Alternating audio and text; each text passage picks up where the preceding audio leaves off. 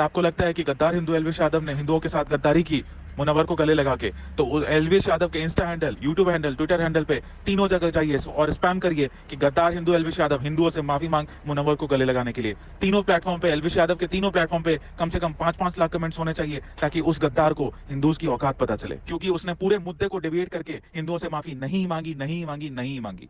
ये वीडियो अंत तक देखना।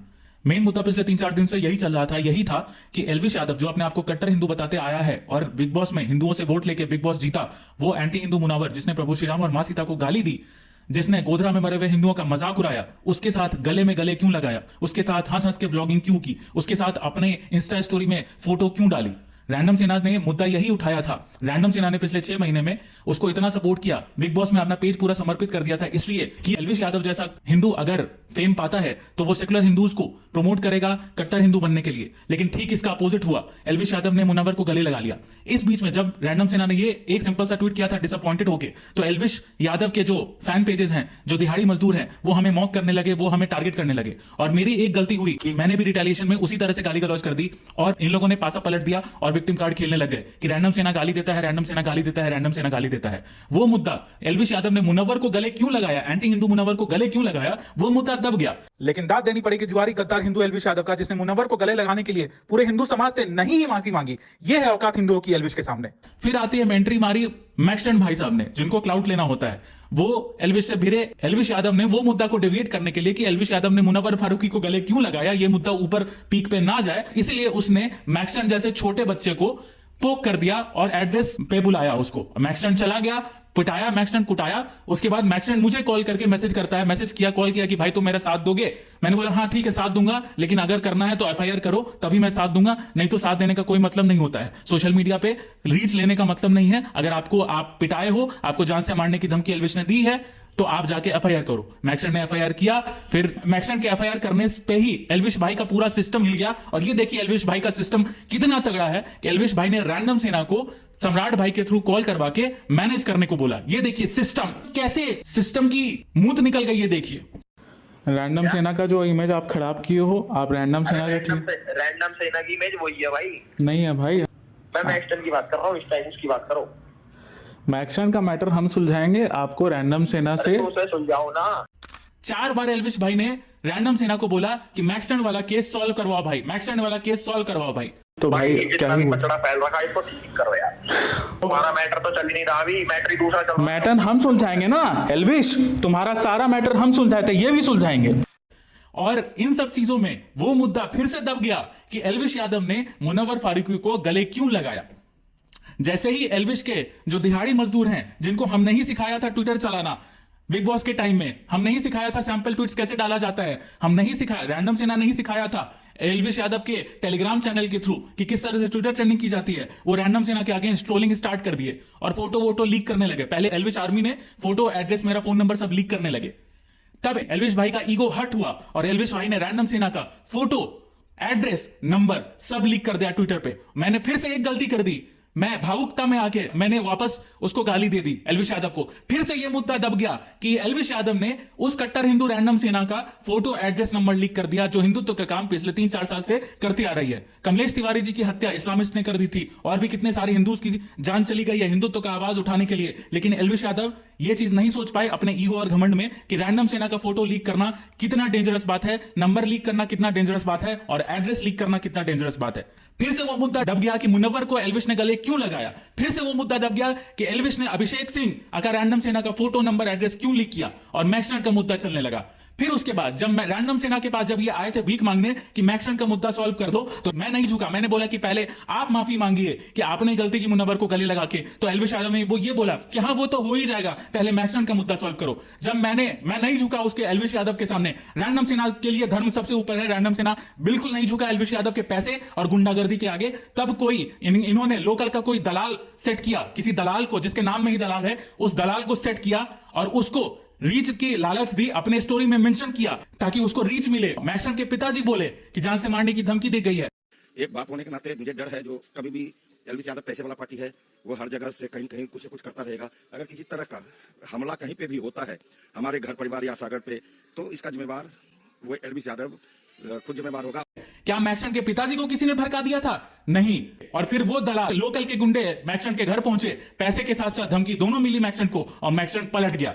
मैक्सन तो पलट गया, मैक्सन तो आपके सो कॉल्ड सिस्टम के आगे झुक गया, वही सिस्टम जो रैंडम सिन्हा से भीख मांगने आया था कि मैक्सन का मुद्दा सुलझा दो भाई, मैक्सन का मुद्दा सुलझा दो। मैक्सन का मैटर मेरे बाद हम सॉल्व करेंगे, इसकी गारंटी हम तुम्हारा लेते तो इस टाइम मैटर नहीं चल रहा, पहले वो सॉर्ट होगा फिर ये सॉर्ट होगा। हैं। नहीं होगा तो भाई पहले जो हाईलाइटेड मैटर ना वो सॉर्ट होगा, उसके बाद इसका हाईलाइटेड वाला। नहीं भाई, सम्राट भाई देख लो यार, जो है मेरा ये है, ये वीडियो भाई अपना बना के डालेगा, माफी मांगेगा। भाई मैंने भी तुम्हें बताई, पहले जो हाईलाइटेड मामला वो शॉर्ट, और मेरी गारंटी है। नहीं भाई, रैंडम सिन्हा तो नहीं झुका, लेकिन ये यहाँ पे गुड़गांव के गुंडे के सामने मैक्सन पैसे के साथ साथ या धमकी दोनों में, मुझे पता नहीं पैसे की डीलिंग हुई कि नहीं हुई, वो तुमने झुक गया। अब आपको धमकाइएगा किसी को तो वो तो पलटेगा ही।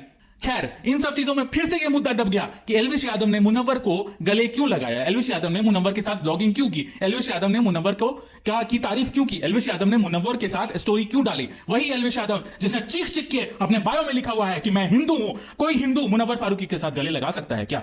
नहीं लगाएगा। हाँ, सचिन तेंदुलकर और ये अक्षय कुमार जैसे लोग गले लगाए तो वो चीख के अपने आप को नहीं बताते हैं कि मैं कट्टर हिंदू हूं, मैं कट्टर हिंदू हूं। रैंडम सिन्हा ने कभी कास्ट की राजनीति नहीं की, कभी स्टेट की राजनीति नहीं, कभी कुछ नहीं बोला। लेकिन ये कास्टिस्ट एल्विश यादव जो पहले अखिलेश यादव को सपोर्ट करता था, समाजवादी पार्टी को सपोर्ट करता था, हम तो भाई अखिलेश को सपोर्ट रहा भाई, तो भाई बताओ कि क्यों ना करें हम अखिलेश को सपोर्ट।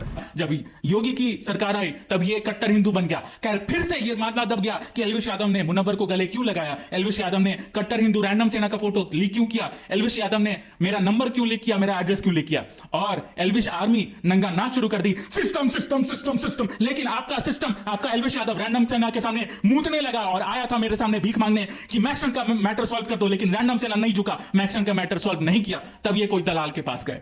एल्विश यादव भाई कल बड़ा रुद्राक्ष का माला पहन के आए, ये साबित करने के लिए मैं कट्टर हिंदू हूं, मैं कट्टर हिंदू हूं। लेकिन मैंने आज तक इनको कभी भी रेगुलरली कोई रुद्राक्ष का माला पहनते नहीं देखा, क्योंकि ये जानते हैं कि सोशल मीडिया के कट्टर हिंदू कितने रियल कट्टर हिंदू और कितना बेवकूफ बनाना कितना आसान है कट्टर हिंदुओं को, कि एल्विश यादव जैसे ढोंगी सट्टाबाजी हिंदू अपने आप को कट्टर हिंदू बता सकते हैं।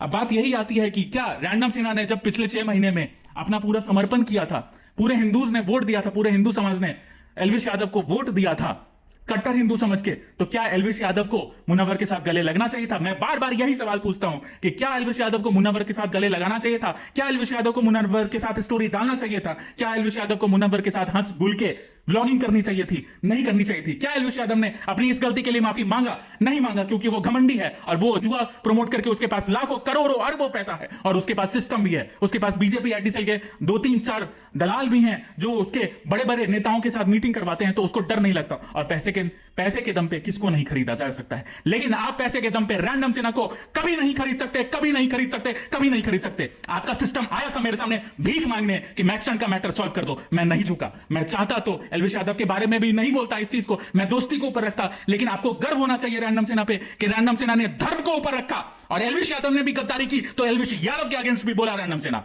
सच्चाई का रास्ता हमेशा कठिन होता है, मैं कोई डीलिंग नहीं दे रहा हूं, लेकिन आपको अगर आप शांति दिमाग से मन में सोचोगे तो रैंडम सिन्हा नहीं झुका, रैंडम सिन्हा एल्विश यादव के सामने नहीं झुका।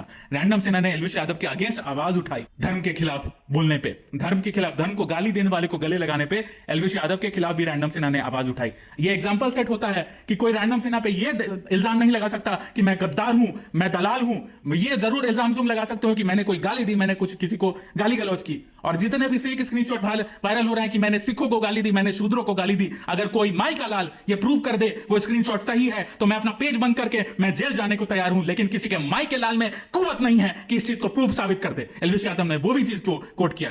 सारा मामला दब गया। एल्विश यादव के टट्टे जिनको हमने सिखाया था ट्विटर चलाना, वही हमारे अगेंस्ट ट्वीट कर रहे हैं और बोल रहे हैं कि एल्विश भाई का तो सिस्टम है।